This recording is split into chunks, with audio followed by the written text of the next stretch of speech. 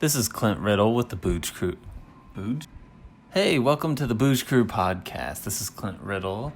This video you're about to watch is a production from our shared pedagogy, opinions, and bad habits. The Bouge Crew is an art and art teacher podcast. The Bouge Crew is made up of 4 high school art teachers that work at the same school and meet in the Bouge every morning. The term Bouge came about when a cold gray teacher's lounge was converted into a warm, safe meeting place for teachers to relax and air out any frustrations, concerns, or celebrations. We discuss various topics, trends, and share differing opinions. We upload content weekly intended for our students, peers, and, well, you. Our goal is to challenge each other and you in your understanding of art. If you do like this video, go ahead and hit the thumbs up, or even better, share it on one of your preferred social medias. Social medias? What are your social medias? Share it on whatever it is you use. Instagram, whatever. Thank you so much, and I hope you guys enjoy. Hey, Clint, have you had the thought yet, just while Jay's pulling that up, of how moldy those headbuds are going to be in our classroom? Not one thought about those things. I see this? To put them in the kiln. Look at that beaut. Oh, God. I put lipstick on just for the video. Are you wearing the same shirt?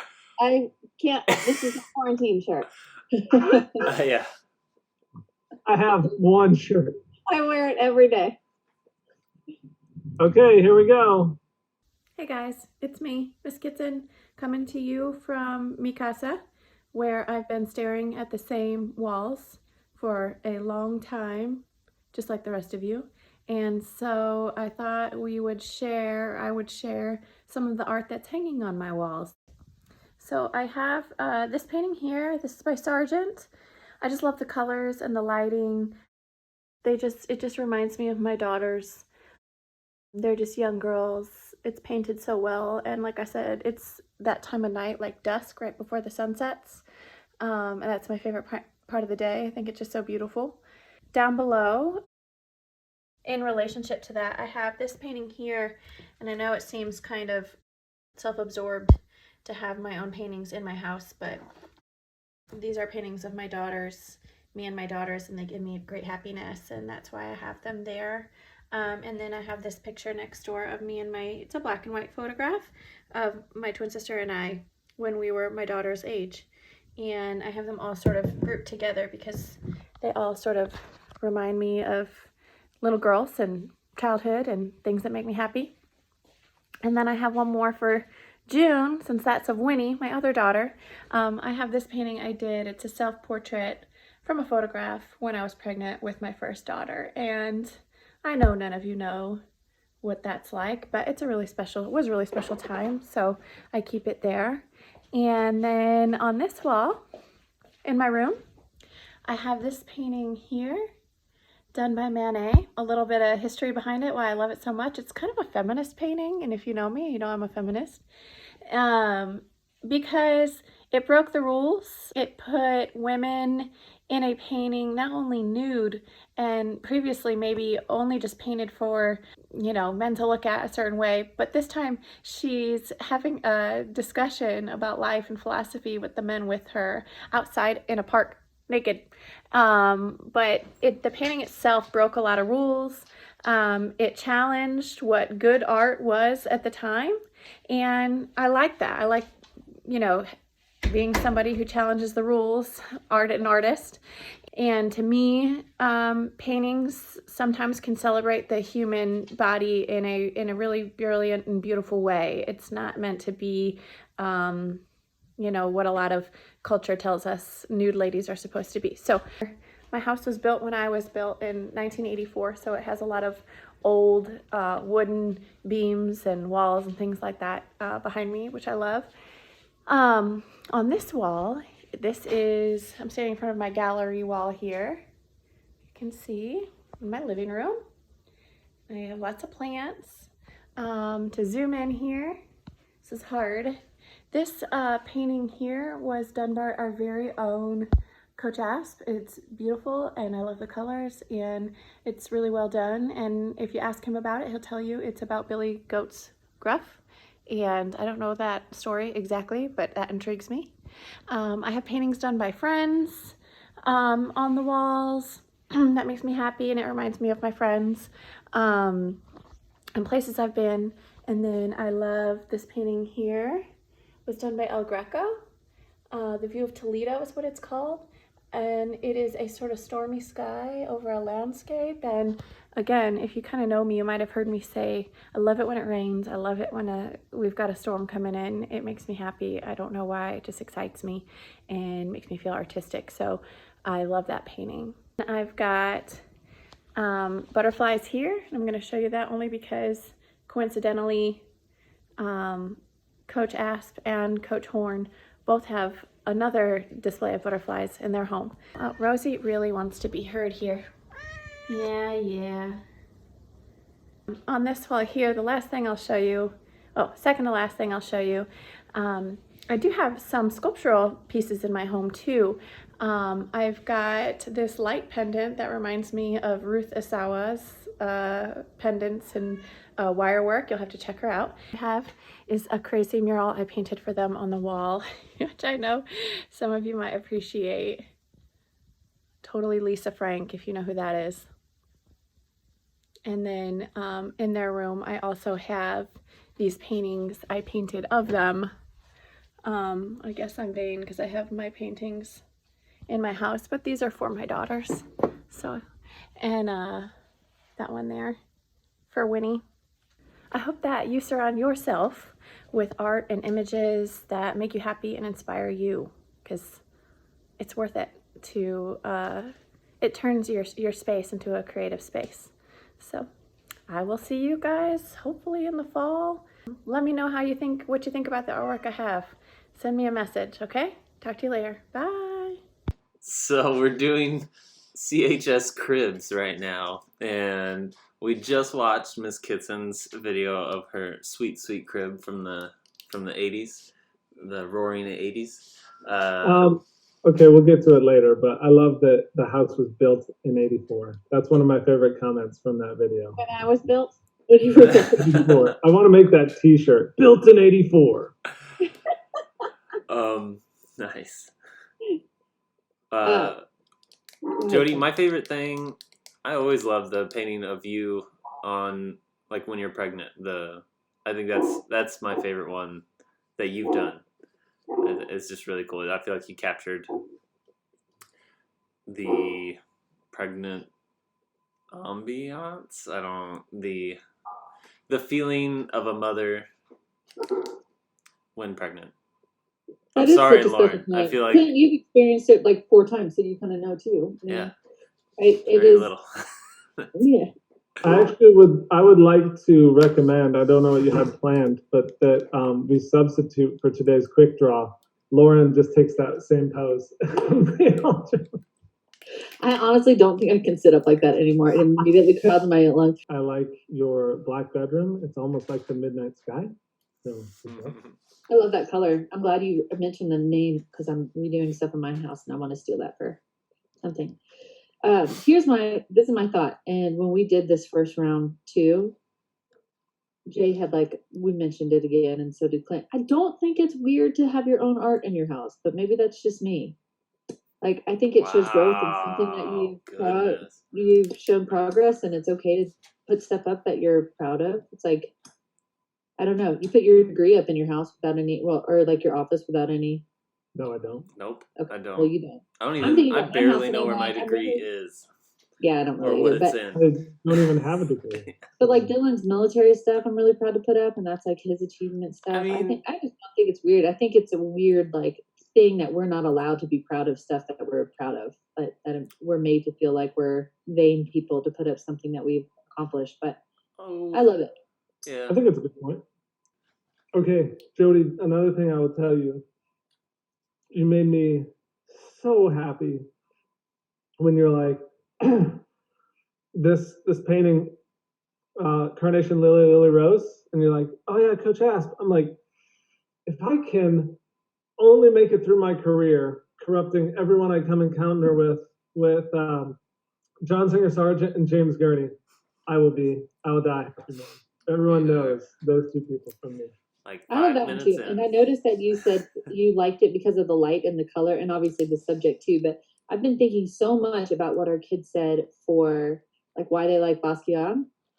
And we talk a lot about like couch art versus real fine art. And I don't think any of us have like Sargent's definitely a fine artist too, but you kind of said like you like it for the same reasons that the kids like the stuff like Basquiat. Yeah, I didn't go real deep into. I was trying not to, but I like the way he treats the paint too, and just it's not perfectly defined. It's meant so that it looks like a painting, but it's still such a well done painting. Yeah. There's like a line sometimes painters cross where it looks like a photograph, and then you're like, well, why paint it if it just looks like a photograph in the end? I don't know. Why not keep it like painterly? Yeah. Yeah. And I feel like him and Zorn both have these abilities to just put a little bit of like, are you starting to doubt that I know how to paint? Here's this little thing, and get off me. Like, I got this. Yep. So, For sure, like one brush stroke that makes like a giant point, and you're like, Yeah. okay, we get it. yeah. Let's Should see. we highlight the artists? You had Manet and Modigliani and El Greco. I don't know if That Greco one, I like that one too, Jody. That I don't know that the last one. You said the Greco one. Was that watercolor? I can't tell. oil. It is. The sky looked like real. I don't know. Yeah, and if you ever look at El Greco's other stuff, I mean, his portraits and his religious, it's so crazy. It's super good. I love El Greco. Oh, it's so strange. El Greco was good. There was a moderately good one of the Billy Goat's Gruff. It was all right. It was,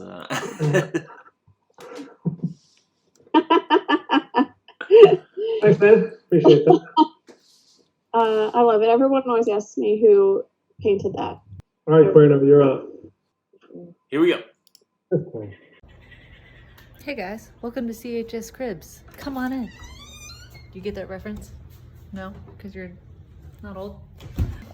This is the first piece of art that I really like hanging in my house. This is a Mucha poster. I was introduced to Mucha when I was probably like 17 or 18 because my mom had that same poster in her college dorm. And so then when I was gonna go off to college, she bought it for me to put up in mine. And I ended up studying advertising. And as you guys know, Mucha was an advertising artist. And I think I kind of loved it because I just wanted, I wanted to do something with art, but you kind of get in this mindset of like, well, I have to do something that makes money. And so advertising seemed like a way to do that, but I always just kind of focused on the art part of it. And then look where I ended up. It all worked out. These butterflies I got from the Natural History Museum. That's a Miss Kitson original right there. This corner is important to me. That piece, I'll try to get without the glare. That's a postcard written to my grandfather from a famous artist that we have in the family. His name was Benson Bunmore, and he did some advertisements for Thomas Edison, which kind of brought him to fame, but he did mostly nature stuff, a lot of etchings and watercolors. Art wasn't a thing for me in high school because my high school didn't have a good art program, so I just focused on basketball. But the reason why I was able to kind of like stay excited about art and stay focused on art is because my family was all doing this big hunt after my grandparents died, trying to find and track down all of these pieces so that they could stay in the family. And he was just sort of revered, and it was a cool part of my life, so I love that I get one in mine. That's a drawing that my dad did when he was in high school or college. I don't think he knows who that person was. I think he just liked that photograph. And that's a photograph of my grandmother, my dad's mom, which is cool. This whole wall is like Mucha style stuff, but it's all these old ads that I just really love the color in them. Some are Mucha, some aren't. But I just love them. They're all kind of in the same similar style, and I think they're really beautiful. I'm happy to have them in my house. I got them when I was studying abroad in England, and we did a little trip over to Paris, and that was in a little area called Montmartre, which is right outside of Paris. You can take the train to get there, but it's still kind of part of Paris, and they were selling them there, so I kind of carried them around. Okay. This is a painting that I did of one of our students who's a current student. And even though it's like more of a rough sketch of a painting, this was one of the first times I sat down and felt like I had a little bit of control over oil paint because I had Coach Asp helping me out. If it's better to do that, there you go. And I was really methodical in the way that I painted it because Coach Asp did a demo for me first, and I kind of followed his steps, and I try to remind myself to follow the same steps every time instead of rushing and doing my own. This is a picture I did of my husband in gouache after a really frustrating day painting. I kind of did that because I had extra gouache on my palette, and I just did it more like, went back to kind of my drawing basics, and I just really love the way that it turned out, especially like the values of the shadow underneath here and the way it looks like shadows up on his nose. I just like that one. There's Larry. He was he's an older man. He was one of my models in college. So I did him in figure drawing class nude, and I did him in portrait class, and I did not keep the nudes. This is a work in progress that I'm doing of my husband and my firstborn son. My husband currently doesn't have a body. This is an old repurposed painting that had like a couple sketches over top of it. And I kind of wanted to preserve that. So I purposely didn't sand down and re-gesso. So his body his head is floating. His body will get painted in later. And that's it. Thanks for stopping by my crib. Corino, there's a lot of connection to like your family with your artwork. Like in cool ways of just, I don't know, tracking down stuff that was in your family, from your family. That's fun. That was fun. My parents have a bunch of those in their house too. I've been looking through them since I've been here. I almost thought about, they just moved in, so they have all their framed art in a pile. I almost thought about going through the stuff here, but yeah, I mean, that guy was like very mildly famous, but I just think I got lucky that I'm not in a family of like, you have to learn how to be an accountant to make money because money's all that matters. Like they do kind of like to dabble back in and out of art, and my dad still is doing creative stuff. So yeah, I feel lucky, but I also feel like I really missed out on having an art education. I remember someone asking me one time, like, who's your favorite artist? And I legitimately couldn't come up with an answer because I was like, I only know like the very famous people, and I don't think I love them. I just think that I know their names. So it's been a cool experience with you guys to do Artists Today because I'm discovering so many people. But so I hate when we play like art history games and I'm like, I know no one. But yeah, it helped that my family was not against it.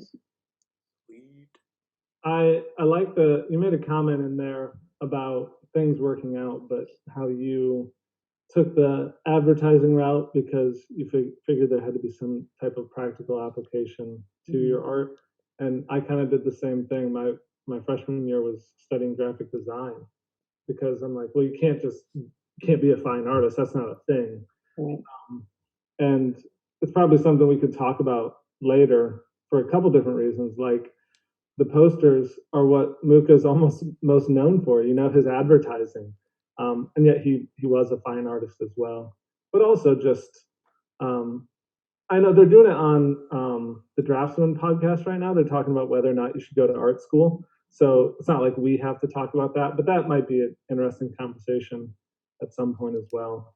We all have that one student that I, obviously can't say their name, but we talk about how talented she is and how awesome it is getting her work all the time. And I think we've all talked about that struggle that she's going through right now. And I'm sure she's not the only one of kids who are so gifted in art and have worked really hard to get where they are, to be able to be called gifted. And now they're going to go to school and do something kind of completely different. And it just like hurts me a little bit because I'm like, God, you're going to make your way around to it eventually. I hope. I just want them to like not have to do the trial and error. Yeah. To go straight into something.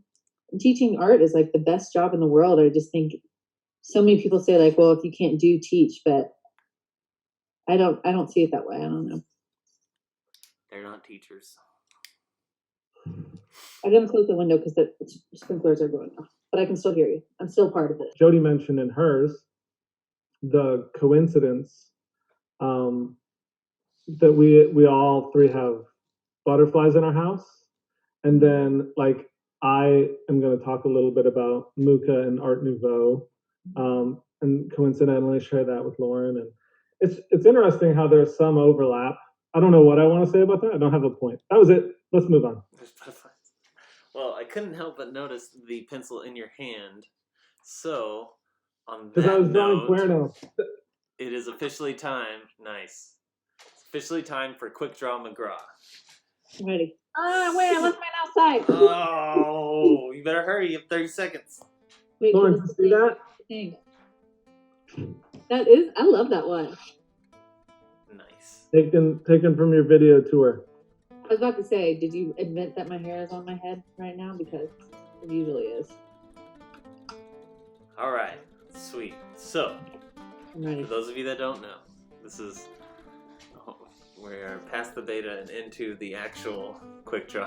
Have you guys seen my intro yet? Did I play it for you? No. I'll show Hey, you you have guys. it? I do. Let's see. I made an animation, guys. I don't know that I downloaded it. We have 1 minute to draw the topic, and the topic for today, because I don't know. We all don't have like models ready for us, except for the same thing we always tell our kids is this is always available as for a model. So you're going to draw your hand, and you're going to draw in whatever scenario, school appropriate scenario you decide. And yeah, any questions? No. Can we start? We'll start in 10 seconds. It'll be for 1 minute. Oh, I don't know what. Okay. I'm in really bad. 4, 3, 2, 1, go! Oh my god, my pen doesn't work! Ooh. Sounds like poor planning on your part. Yeah, it was. Oh man, that was rough. I'm gonna have to. Oh crap, I'm playing really bad. 30 seconds. Oh, dude. 30 seconds? I failed so miserably, dear God. I should have done contour. I don't know why I even. I don't know why either. That's like my go-to, and I just both over and under thought. My children are scream singing in the backyard. Oh, 10 seconds, guys.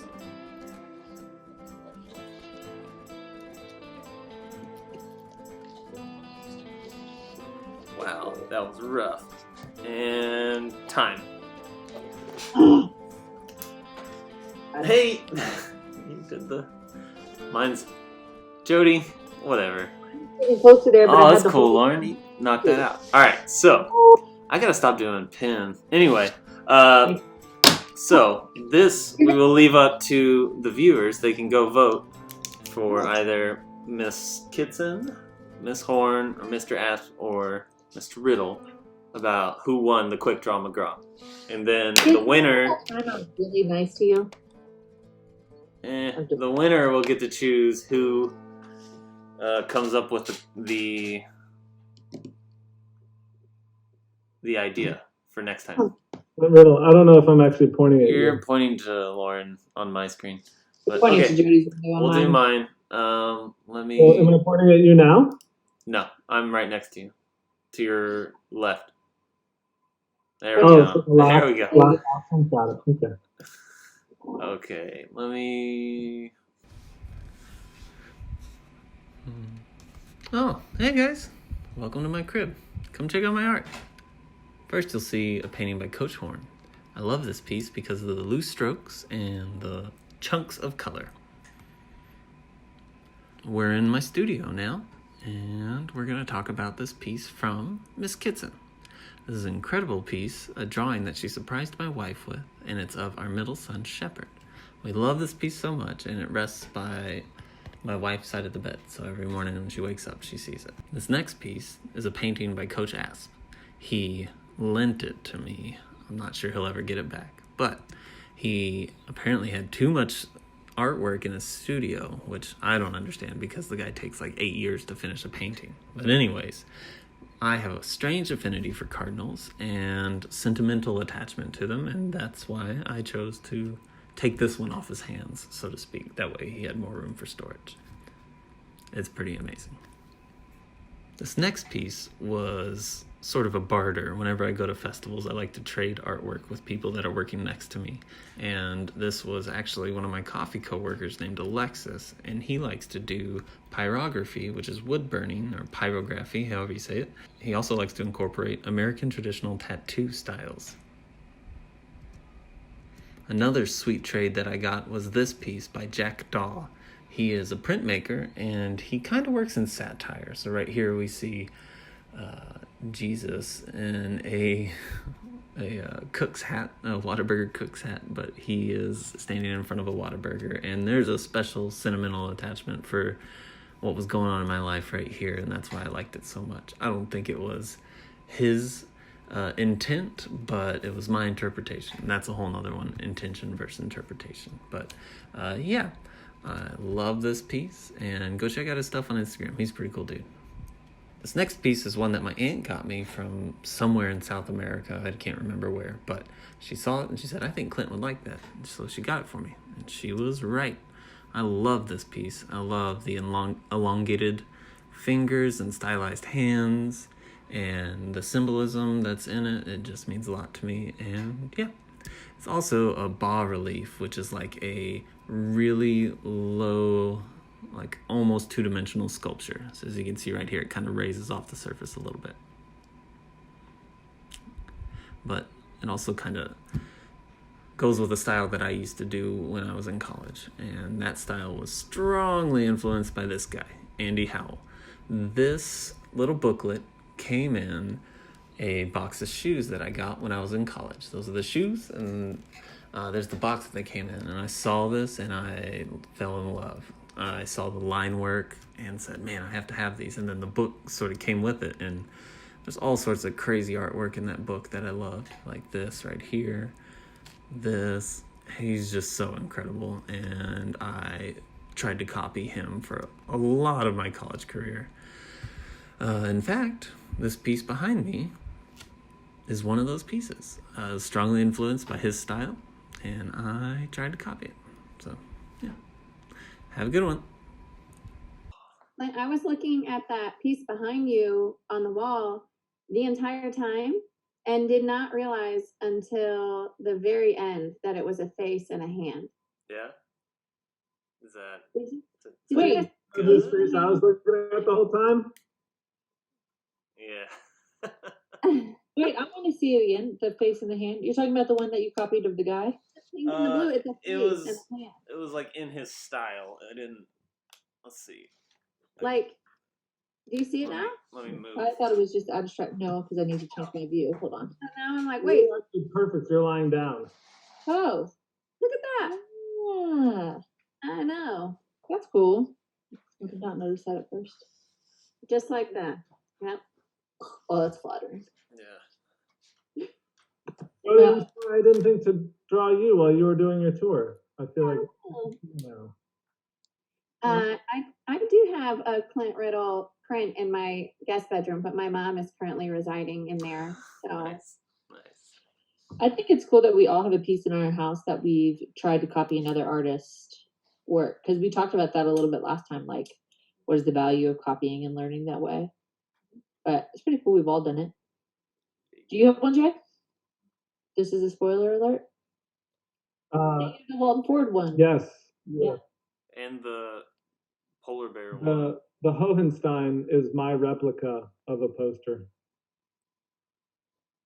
I wonder how much of that is like mental, that we've decided that those artists are successful. So if we can make it look like ours, then we feel, that we feel successful, or if they're just.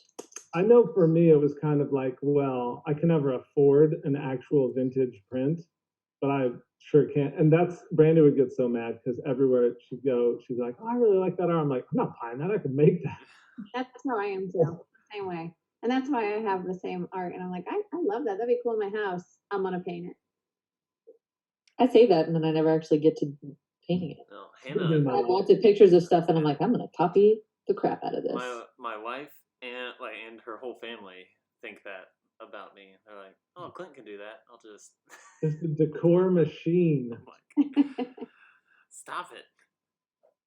I really liked and think that maybe we should revisit your intent versus interpretation idea. I think that's super cool. Yeah. And I think Lauren had mentioned before how cool the art trade thing that you do is. I like that a lot too. Yeah, man, that's fun. Do you wanna share the screen or shall I? No, Bossy Pants McGee, that's you. That's your job. All right.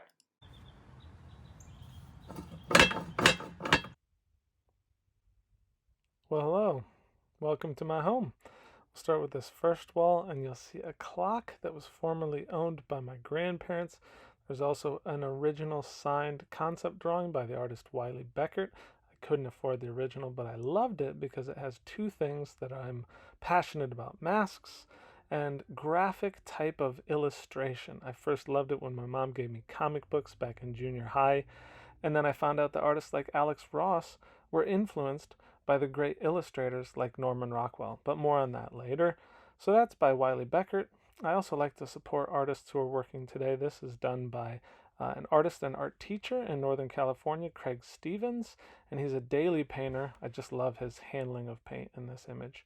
Then more masks. This one is from the Guteau dance of the Bon Buddhist period, the bull stag dance. And then I have masks from another form of theater. This is the Japanese No theater. I have various masks from Africa, Oceania. This is a mask that was given to me by the lovely Ms. Kitson.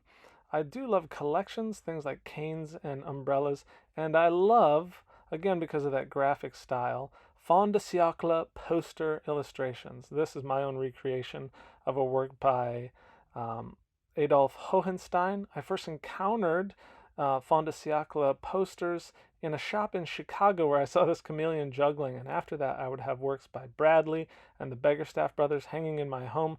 The Beggarstaff, Nicholson's half of them, that is just a dope painting. But you may be more familiar with movements from that time period like Art Nouveau and Mucha, like you see here, but there's Holbein and Doré, who are also similar in period, Pyle, and later Wyeth, Maxfield Parrish, J.C. Leyendecker, of course Rockwell, and Lovell after that. So I just love that illustrator type of work. More masks from the Venetian Carnival style. I love nature and naturalist illustration. This is by Audubon, his gerfalcon and his snowy owl. Like I said, I do love collections. Here are butterflies that I've collected through the years. And then I have original works by Robertson, Gould. This is one of my own, but it's just a placeholder until I get a work from Coach Horn to fill in that gap. There's a painting by Mr. Riddle, one by Ms. Kitson, and then I do have a couple works from former students. Here's one, and I have a painting of my wife's dumb dog that she made me hang up that I did. Here's a scratchboard done by my daughter of our dope dog, Alpine, and then another former student work. And then you'll notice in the house there's a little brass penguin there by the door, but we have an affinity for figurative animal sculpture. Here's a hippo in wood.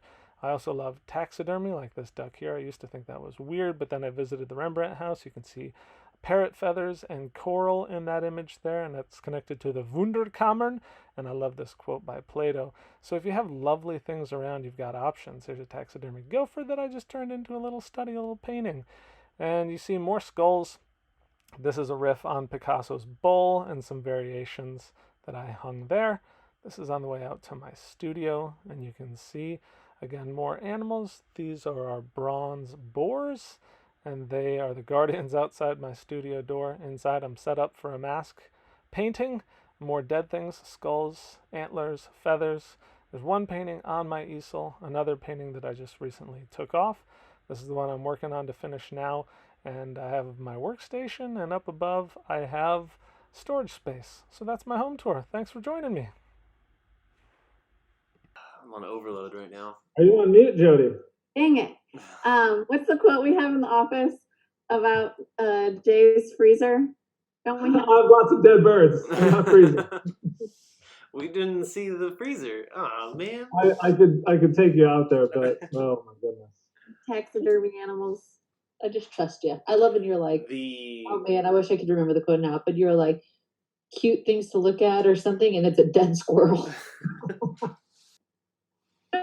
that have we have like collections, or at least we didn't. You didn't really take us through your house, Clint, and I was trying to think, but a lot of us have sort of collections of things too, like the collection of plates behind me, or the collection of butterflies, or Yeah. collection I of wonder if that's an artist mind kind of thing.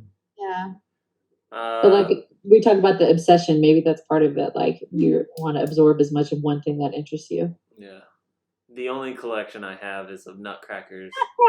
Yeah. Oh, And that was banished from the house because they were scared. No. Mostly because I don't know. Yeah, also, I didn't take y'all through the house because I do have collections of dirty clothes and trash all over the place. It's not that bad. No, We have an awesome house. The house is great, yeah. Let's see, Jay. You had quite the variety, man. I do see a lot of Illustrator, like you said, that graphic look. Lots of those influences through your house, which is interesting to me because you paint so like realistically. Yeah, you said kind of recently, I feel like it was last time we talked, and you said, like, I think I have the heart of an illustrator, and I think I'm having to come to terms with that or something like that. And I was like mad at you. So like that's such like a gift and such a cool thing and something I'm so jealous of. And then for you to just be like, ugh, I guess this is where I land. It's so frustrating. But you definitely see that influence going through your house for sure. Oh, sure. And then I love Rockwell's stuff, but the reference of Rockwell that you used, I think he does a few pieces where it's just people that are like stacked in front of each other, but there's something weird about it where it's kind of flat. Yeah. Like they're just, and I love how he does that because it's a weird thing. I don't know. That's super distinctive. Like, I feel like that is when people frame their compositions like that, like that's a Rockwell type of convention. Yeah. But the other one of the stunned cheerleaders, it's called Losing the Game, and I'd never seen that before in my life until I was putting together the video. Like that's what I love about Rockwell is he made so much stuff that I've been looking at him my whole life, and I still find new stuff. I like the Ode to Picasso, the bull. Me too. Cool. That's one of my favorite things in your house. And I love that you guys are not afraid to be funky in your house too. All three of you guys really. I feel like when, but it's cool that I don't know. I love walking around y'all's house and you're not afraid to be unique and show your style. And I feel like so many people go with the idea of like, well, no, you have to like keep it this way for resale or something stupid. And it's like, no, it's your space. You live in it. And like Jody said, you got to surround yourself with stuff that makes you want to be creative. I'm trying to get more funky in my house because I like it. I think people are scared. Oh, go ahead. Oh, I was thinking about how you said different colors of beige, but everybody now wants gray. All their walls, and everybody's just seems like people ask me all the time, like friends, for help, but I'll suggest things, and that they're like, no, that's too crazy. So don't like them. Just go to Kohl's and buy your pillow or whatever that matches everything else. And don't ask for help. But if you want to, my advice is, if you see something you love, whether it's an artwork or something, frame everything else around that. Buy that. If that speaks to you, if that influenced that, you love that, buy that pillow, buy that artwork, hang it, and then buy everything else around that. That's my advice. And like that light fixture that you told us behind your head, you're like, you knew you loved it and it was sat in your garage forever until you could put it up. But it's like that like makes the whole room, it's perfect. But you knew you loved it and that eventually everything was gonna fit around it. So cool. Yeah. Enjoy it. If I can make a suggestion based on that point, I don't know if you would read it or if students would read it. I used to make kids in art history read it. But one of my favorite authors is Alain de Botton, and he's got a book called The Architecture of Happiness. And he really delves into why we build things and design and decorate things the way we do and how our environment influences us. That's a super, super great book if you're ever bored. If you're bored during quarantine and you want something to do. Tamati Wakanene? I love that. Okay, it was RAYA. That's what it was called. RAYA. Random artists you appreciate. Oh. All right. Right. Oh yeah, So Raya is better. That's not the same as it was it? I don't know what it was. We could change it, but No. Raya, I feel like is not it. I don't know. Ray. Somebody's gonna go back and It watch. was Raya. Ray. No, is that Raya. Raya? Yeah, that's Okay. fine. Okay. Well. So should we just do the one we did last time? Yeah, it's been fun since we looked it up because now they're showing up more on my newsfeed. Like the ones that you guys picked out. It's been fun. Do you remember doing this? I messed it No, up. but we have to use the same ones because I have something different. But we Well, can what do use the same. you do? Is it? I wasn't gonna. Okay. I don't remember what I did last time. Do you? I do, but Okay, okay. tell me, what was it? I'll write it down and then I'll say it. No, I remember what I did. I don't remember what you did. We did female artists last time, but that didn't get recorded. Oh. So I thought maybe we just do that again, or Yeah. okay. I mean, Here we go. The random artist you appreciate, and today's random artist is going to be female artists. And I ask this because I remember in college, our professor stopped us at the end of class and said, "All right, everyone, name your favorite female artist." And all of us were just like stunned, like, "Wait, what?" Like, thank God he didn't ask for our favorite like black artist, like, because we would have been stunned, huh? Oh, you just got the death stare from Lauren. No, because I couldn't hear what you said, so I was. but it was just kind of shocking when they asked it, because that, I don't know, it wasn't that long ago, but that's just where it was. Like, it was just a bunch of dead white guys. That's all you learned about. And so everyone said Georgia O'Keeffe, like almost everyone. But yeah, So I can't use that today, is what you're telling me. you can if you want. But yeah, all right. Favorite female artist? I'll go. I don't have like a favorite artist, but this is one I've been interested in lately, and I found her on Instagram. Her name is Jane French. And that's what her picture looks like, and she does all portraiture. And I just super like her style. She's like she does a lot of short brushstroke stuff. She does a lot of kind of cool experiments with value that I like. And I always really appreciate artists that do a lot of step-by-step stuff and that they're not like, they don't make their art a secret. So she'll post stuff like this too that I really like, that kind of walks you through her process a little bit. But I'm definitely interested in portraiture and figures over anything else for sure. And so she's been popping up a lot for me. I like this one too, a work in progress. Cool. But yeah, she's cool. I'm definitely inspired by her. I like her a lot. Mine is 50-50 split between Jody Kitson and Lauren Horn. I remember who I said last time out. This is Sarah Sedgwick, and she is a painting gangster. She's so good. Lots of things that like you said, Lauren, I like how she shows her process, but she'll show grisaille studies that she does. She'll do color quizzes where she's like putting different primers together. And then she has painting exercises, twisted 20s, and what's the other? Brushstroke economy, that I think are just brilliant. So she's awesome. Super good. Yeah. So go next. I love Alanza Guevara. Anyway, here she is. This is her Instagram, and she does very realistic, but almost like fantastical paintings of women surrounded by fruit, usually. So she sets up her shot. I've seen her do it with real fruit and real women, and children and pregnant women too. And gosh, it's just so cool, so good, so interesting to me. Oh man, I wish Did they you could have see her it. at Fort Works recently? Yeah, and she's at Fort Worth.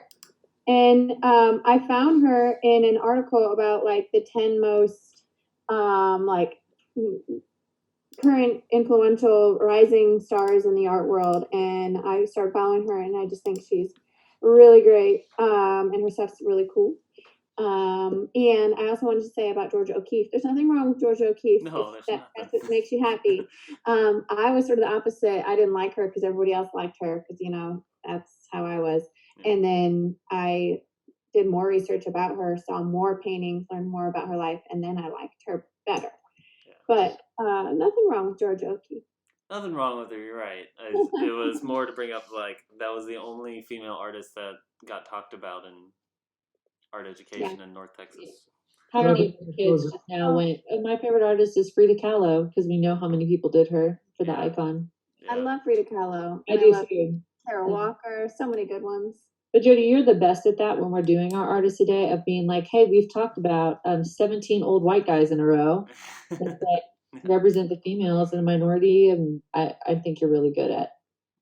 I do want to pose an unanswered question. Maybe we talk about it next time, but I want everyone to think about, why is that we only know about mostly old white guys as famous artists? Why is that? Do you think it's because nobody else in the world was making art at the time or as good as them technically?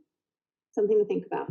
Oh, I could rant on that for just 10 years, Jade. All right, sorry, Clint. I didn't mean to. I totally did. Sorry. No, that's okay. That would be a good question to get into. I'd love to talk about that with you guys. So mine is a artist named Cinta Vidal. She does these isometric, crazy, Whoa, click that Hong Kong one. Hong Kong? Hong Kong. Oh, so cool. So kind of like Escher in the sense of this illusion of gravity's pulling in multiple directions, and also it's just where's the top, where's the bottom? Can't really tell. That's interesting because it's so precise, but it's still kind of painterly and it's mathematical all at the same time. Mm-hmm. I would love to see what her planning process is. I think logistically that would blow my mind to try to I've seen her. I've seen a few things. If you follow her Instagram, every now and then she'll post her working on these murals, and you see her block in, and she freehands it. She puts an isometric thing that'll tell you it depends on, I don't know if isometric is the right term, but grids where one line is at 30 degrees, one line's at 60, and vertical lines or something like that. And she just draws them on freehand like a champ. She would be a really cool person to talk about when we talk about space and perspective with the kids, and do 1 and 2 point perspective and 3 point, and try to imagine a little bit. And that right there is why you learn perspective, so you can create your own spaces. You can manipulate it, right? You learn it so you can change it. So you can hurt people's brains. Yeah. So cool. She does a lot of plein air also. But all right, that is all I've got. You guys got anything? No, I really enjoyed our kids' responses last week. They, that how are you guys doing, and feedback for the podcast, which were so well thought out, and just really cool that you guys are really thinking about that and giving us feedback, because it's just the same as a lot of you guys said. It's really hard to learn without having a teacher be able to help you. It's also really hard to teach without a student giving you feedback or seeing how you guys are growing, and it's a challenge for us too. So that was super helpful, and feel free to do that all the time. If you have something that you're like, hey, it'd be really cool if you guys did, A, B, and C, we want to hear that for sure. Yeah. Also, make sure you let us know in the comments section who won the Quick Draw McGraw. And who had the coolest collection of artwork. I think we could. Yeah. So, all right. Thanks, guys. High five. High five. I finally remembered.